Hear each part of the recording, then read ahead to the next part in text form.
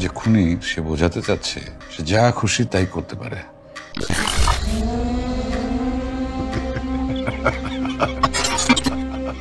হেই, কি অবস্থা সবার? দিস ইজ জাহিদ, আপনারা দেখছেন সিনে ব্রোস। এখন কথা হবে ফিল্ম সিন্ডিকেটের নেক্সট 3 বছরে যে 10টা প্রজেক্ট আসবে, সেই প্রজেক্টের মধ্যে প্রথম যে প্রজেক্টটা আসতে যাচ্ছে কালপুরুষ, এই সিরিজটার টিজার নিয়ে। অ্যানাউন্সমেন্টের পর থেকেই প্রত্যেকটা প্রজেক্ট নিয়ে আমি বেশ এক্সাইটেড, কারণ এই প্রজেক্টগুলো বেশ যত্ন করে নির্মাণ করা হবে। কারণ এর ব্যাকএন্ডে যারা আছে, যারা পুরো ব্যাপারটা কন্ট্রোল করতেছে, তারা বেশ গুণী মানুষ। তো সেখান থেকে কিন্তু আলাদা রকম একটা ভরসা থাকে এই 10টা প্রজেক্টে। এবং আমার যে প্রত্যাশা, 10টা প্রজেক্টই বেশ ইউনিক হবে। এখন বাংলাদেশে কিন্তু এক্সপেরিমেন্টাল কাজ খুব বেশি দেখা যায় না, যেগুলো দেখা যায় সেটা কিন্তু ওটিটির মধ্যেই হয়। তো এটা কিন্তু বেশ ভালো একটা সুযোগ যে এই যে 10টা প্রজেক্ট, এখানে কিন্তু তারা বিভিন্ন জনরা নিয়ে বেশ ভালো রকম একটা এক্সপেরিমেন্ট করতে পারে।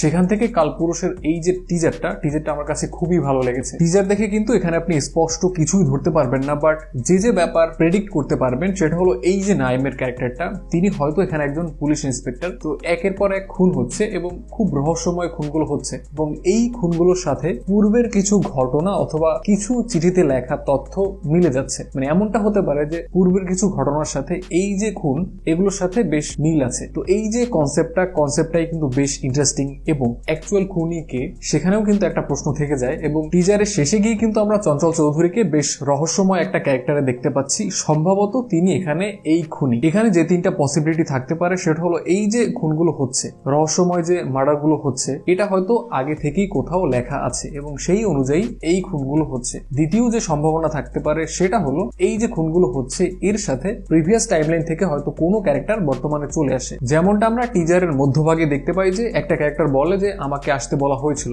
বাট তাকে কেউই চিনতে পারে না। তো ব্যাপারটা এমন হতে পারে যে অনেক বছর আগে থেকে হয়তো এই মানুষটা হঠাৎ করে বর্তমান টাইমলাইনে চলে আসে। এবং থার্ড যে পসিবিলিটি সেটা হলো এই যে মার্ডারগুলো হচ্ছে, এরকম একই ঘটনা হয়তো এর আগেও ঘটেছে, যেটা একটা ফ্রেমে আমরা দেখতে পাচ্ছি যে একটা চিঠিতে লেখা আছে ফাইন্ড মিরাজ 1968। তো 1968-র একটা চিঠি, সেখানে লেখা আছে যে মিরাজকে খোঁজো। তো ব্যাপারটা এমন হতে পারে যে তখনকার সময় যে ঘটনাটা ঘটেছিল সেই রকম আর একটা ঘটনা বর্তমান টাইমলাইনে এসে ঘটতেছে। তো এই সব ব্যাপার যদি হয়, আমি যে ব্যাপারগুলো বললাম এগুলো জাস্ট একান্তই আমার প্রেডিকশন, এরকমটা নাও হতে পারে, বাট যদি হয় দেন পুরো ব্যাপারটা কিন্তু বেশ ইন্টারেস্টিং হবে। এই যে টিজার দেখে স্পষ্ট কিছু বোঝা যাচ্ছে না, বাট তবুও টিজারটা আমার কাছে বেশ ভালো লেগেছে, কারণ পুরো ব্যাপারটার মধ্যে কিন্তু একটা রহস্য থেকে গেছে। চঞ্চল চৌধুরীর ক্যারেক্টারটার কথা বলেন বা নাইমের ক্যারেক্টারটার কথা বলেন, প্রত্যেকটা চরিত্রের মধ্যে কিন্তু বেশ রহস্য লুকিয়ে আছে, এবং কালার গ্রেডিংটাও বেশ ভালো লেগেছে। বেশ ডার্ক টোনে পুরো টিজারটা ডিজাইন করা হয়েছে। এবং সব থেকে ইন্টারেস্টিং যে পার্টটা, নাইমকে আমার বরাবরই বেশ আন্ডাররেটেড মনে হয়। এখন এই যে কারাগার আসলো,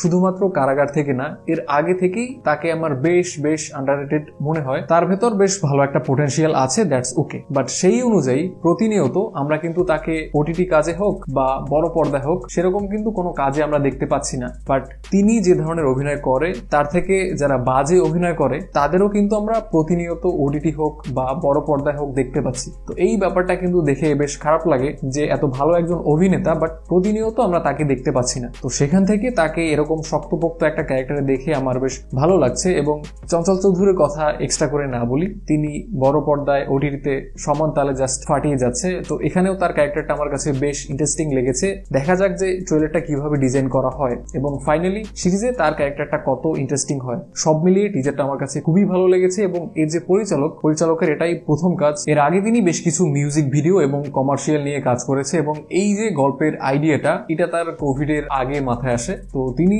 একদিন পুরান ঢাকায় ফার্মেসিতে যায় ওষুধ কেনার সময়, তখন আইডিয়াটা তার মাথায় ক্লিক করে এবং পুরো আইডিয়াটা তিনি কোভিডের যে সময়কাল ছিল সেই সময়টাতে লিখে ফেলে। তো সব মিলিয়ে আমি দেখতে আগ্রহী যে এই নতুন পরিচালক কিভাবে এই পুরো প্রজেক্টটা হ্যান্ডেল করে, এবং টিজারটা যতটা ভালো হয়েছে, ফাইনাল কন্টেন্ট কিরকম হয়। এই ছিল কালপুরুষের টিজার নিয়ে আমার মতামত। যদি অলরেডি টিজারটা আপনি দেখে থাকেন, আপনার কাছে কেমন লাগলো কমেন্টে আমাকে অবশ্যই জানাবেন। ভিডিওটা দেখার জন্য অসংখ্য ধন্যবাদ। যদি আপনি সিনেমাসে প্রথমবার হয়ে থাকেন, দেন অবশ্যই আমাদের চ্যানেলটি সাবস্ক্রাইব করে দিবেন। আপনার সাথে দেখা হচ্ছে পরের কোনো ভিডিওতে। টেল দেন, টাটা।